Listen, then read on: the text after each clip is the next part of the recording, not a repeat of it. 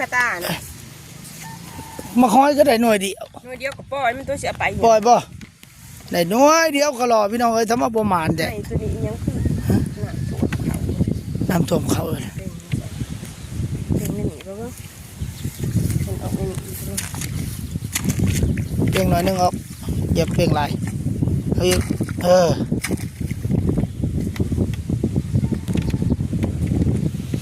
เอาอันนี้แหละชีวิตเศร้าให้เศร้าหน้าพี่น้องเอ้ยฝนตกเขาก็มาจอบเบิ่งเขาหน้าเขาก็บ่ได้หลายใส่ปุ๋ย2 สอบก็บ่ทันเบิดเพราะว่าประหยัดธรรมดาเขาจะใส่ปุ๋ยนี่5-6 สอบพุ่นแหล้วนี่แต่ว่าห้องนี่ใส่2เพราะว่าเฮาประหยัด